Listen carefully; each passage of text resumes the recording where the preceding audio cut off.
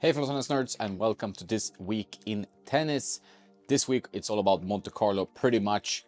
There are tournaments on the WTA Tour side of things as well, but most eyes go towards Monte Carlo. But we want to start by congratulating Danielle Collins for winning I don't know how many sets in a row. Pretty much she just lost one set in the last 27 or whatever the stat was. She's won 2 tournaments in a row.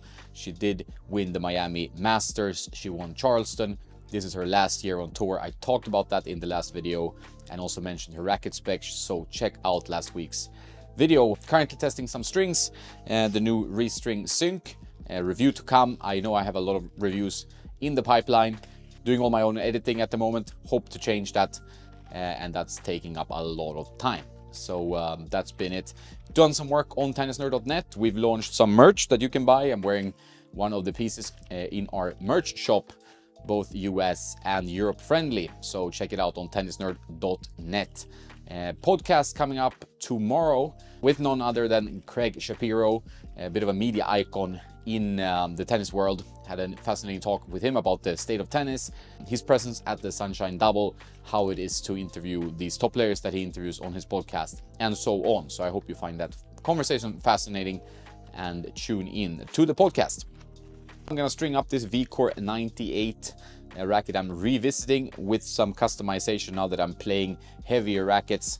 Done a lot of work and a lot of videos about that on YouTube members and patreon.com/tennisnerd, where you can support the channel. You get some extra content and you can comment and chat with me there. So check that out if you want to support the work. Merch, Patreon, YouTube members. There are various different ways to do it. There's a new Volkel Vostra racket, I think that's how you pronounce it, that I want to try as well. The new TFX1 version 2 is out, and they have a 98 square inch version of that racket, which I'm very curious about. Technifiber as power racket, power spin, and then the 98 could be interesting, being pretty thick. So we'll see how that plays. Had a lot of power and spin in the first generation that I tried, which is up on the channel. ASICs are making some waves. We've seen a few top players try their shoes, gone from Nike, and Nike's maybe stepping away from tennis a little bit. I don't know. And they have a lot of investment probably in Alcaraz, but what happens after that, I don't know. But we've seen Dimitrov try ASIC shoes. I think then he went over to his old Nike again, the Vapor Tour 9.5s. We've seen Fritz with ASIC shoes as well. So there's definitely some movement in the shoe space of tennis. Obviously they have their own molded shoes and they're kind of custom made for them, but based on certain models. So we might see more and more ASICs switches. So that could be interesting to follow. Andy Tan is the man for shoe news, and he usually has some interesting messages for me. Not been so much in terms of gear. If you're asking about the Pure Drive that you might see in the hands of Fognini, maybe players like Pliskova and other players using Pure Drives, it is the new cosmetic for the 30th year anniversary edition. That's exactly the same racket as before, but with a new cosmetic. Kind of harks back a bit to older Pure Drives, although maybe they could have gone a bit further with the nostalgia feel. But it looks fresh, but it's just a cosmetic update. No changes in terms of playability. So I might not go and do a review of that one unless you're really desperate to see a Pure Drive update review. But I really hope that they bring out a new Pure Drive instead. That would be more exciting. So the Vostra from Volkel, that's a new line that I would like to get my hands on. And the TFX1 version 2 rackets, the 300 and the 305 gram 98 square inch rackets. Those are some gear stuff. Review to come from the string project Serious String. I've talked about that before. I've been working on a review there. And the Restring Sync. You have discount codes on our deals page, so check that out. But now we can talk a bit about the clay court season that is starting. It's a big shift. They're moving from hard court to the Sunshine Double and now on to the clay. Some players love it, some players hate it. You know, Medvedev is not a huge fan. We know Tsitsipas usually plays a bit better. Got a pretty easy win today against Jere. And we had a few winners last week, which was a little bit surprising. We have Matteo Berrettini back in action, back to winning ways. We know he has been struggling for quite a while. He's been in the Italian press, not in a positive light, but in a slightly negative light.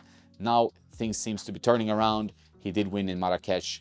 Pretty solid performance, really good movement from Berrettini. He was hitting more over his backhand, which is a good sign, not only slicing. That's obviously his weaker wings. He's the hammer. He has a big serve, big +1 combo. And in this tournament, he managed that side really well and did not look at all lost on the clay in Marrakech. Other winners, Ben Shelton. I saw that match yesterday against Francis Tiafoe. Played a great match, was entertaining in Houston. So another title for Shelton with his big game. And he shows that also the surfaces are evening out a bit, because both of these tournaments, early in the season, it feels like the clay is faster. And they show here that you have Berrettini and Shelton, like two big servers with powerful games, winning clay court tournaments. Could be a bit surprising to some of you, I believe. And Hubert Hurkacz, another player who's not maybe the guy you think about as a clay courter. He won in Estoril in Portugal. So some surprising titles now. We have Dominic Thiem still struggling. It's always tough to see a player struggle, and Thiem has been struggling for a while with his wrist. He has gone back to being coached by his father, which kind of built the success. He did talk on Instagram at length about this. Personally, I'm not sure that's a good idea, because already he's working so hard, so intensely, and then he injures his wrist again. And I feel like the more tennis and more intense tennis is not the way for him to reach more success. But of course, who am I to tell him? But it just feels like with a lingering wrist issue and some worries about that, I don't think the intensity is what needs to change. But that's just my feeling. Domi was always a physical player, and maybe this is what he needs. And we want him to do well, but he's been struggling. He did struggle big time in the qualis here, where he lost to Bautista Agut in only winning 3 games. So yeah, still some road to go and cover for a team to get back into his game. Another player that is still not back, he's still not even playing, that's Rafa Nadal. We see a lot of practice videos that seems to pop up from every now and then, but the actual tournament play is delayed and is starting to become quite a real worry. However, he is practicing, and from comments around from his team, it seems like it's the serve that is bothering him. The abdominal probably on the serve, as he is putting a lot of pressure there on the body there. So maybe he can find a way to mitigate this or find a way around it. But it's been a while now, and he's still not on the red clay playing. He's training, but he's not playing tournaments. Do we get him back for the French Open? I think he will do everything in his power to try, and we want to see him there. We kind of need to see him there. If he's not back at the French, I think it's kind of curtains for that glorious career of Rafa Nadal. This is a shift of generations. We still have Novak. He's still going strong, relatively speaking. Did break up with Ivanisevic, so it will be his first tournament now without him in Monte Carlo. Obviously, Monte Carlo is his home or second home, and we will see how he can cope with that. With his kind of track record, the start to 2024 has been pretty poor, but there's always time to turn it around, and he has now time to build up some momentum before the French Open, where I think he wants to really put his foot down against the younger gen guys coming now. We also have Carlitos Alcaraz with some kind of forearm issue, and this is not a great sign. He is playing with a stiff setup, but he's also using a lot of force on all of his shots, and that puts a heavy toll on his elbow. He captivates tennis audiences around the world. We want to see him play, and every time you see him with this kind of bandage on, it's not a great sign. So I hope he stays healthy and can work with this injury. We have another player that we have to keep our eyes on. That's Jannik Sinner, winning in Miami, losing only 1 match so far. How does he translate his game onto clay, which is his worst surface, but he's still, you know, very good player on clay, and he doesn't hate it like, you know, Medvedev or Bublik. You might have seen Bublik and his pretty horrible first round loss, where he won 3 games, even handed his racket over to the ball girl there, pretty much pointed that anyone can play better than tennis than he did at the moment. So he got a thrashing there.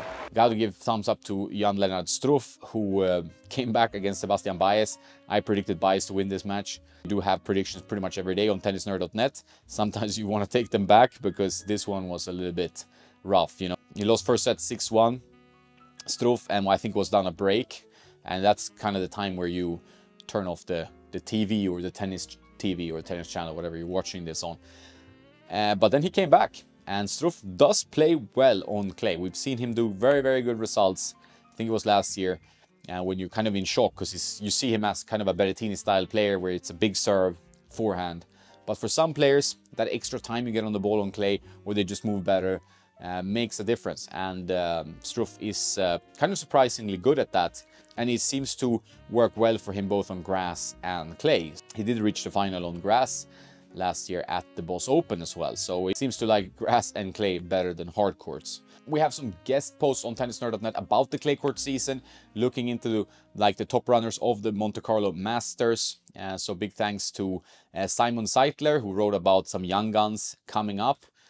These are guest writers that are really nice to have them on the team and to write more tennis news, tennis stories, tennis articles on tennisnerd.net. So I hope you check back that, completely free. This week in women's tennis, that's all about Billie Jean King Cup. So it's a team tournament. Don't really follow team tournaments that much, and it's not really my interest, so I'm gonna like kind of skip commenting on that. But we're going back next week on the WTA Tour with tournaments in Stuttgart, and I hope to have Sebastiano covering that. He's gonna be there. He's also a guy joining to contribute on the Tennis Nerd team in Rouen in France and Oeiras in Portugal. So there will be plenty of WTA action, but Billie Jean King Cup this week. Our focus will remain on Monte Carlo. I love the clay court season. It's my favorite part of the tennis calendar. I really think the season kicks into a good gear, and it's fascinating to see how we can transition better to another surface. So I really love this one, and I will follow it as close as I can. I'm also going to Rome with my body business partner Stefan towards the end of the tournament. So if you're there, come by and say hi. We might have some Tennis Nerd t-shirts to give out or something. We'll see what we can do when we're in Rome. I love Rome. I've been to the tournament a bunch of times, and it's a highlight in the tennis calendar. Probably will be extra crazy with all the Italian players and fans this year. But maybe I will see you in Rome or somewhere else in the tennis calendar. There are so many tournaments I would like to go to, but obviously there's budgeting and time and all that stuff that you have to take into consideration. Newsletter went out today. If you want to stay up to date with what's going on, any new discounts and stuff that's happening in the Tennis Nerd universe, you join the newsletter. And that's pretty much it. Thanks for watching and listening. Have a nice day, and don't forget to play some tennis.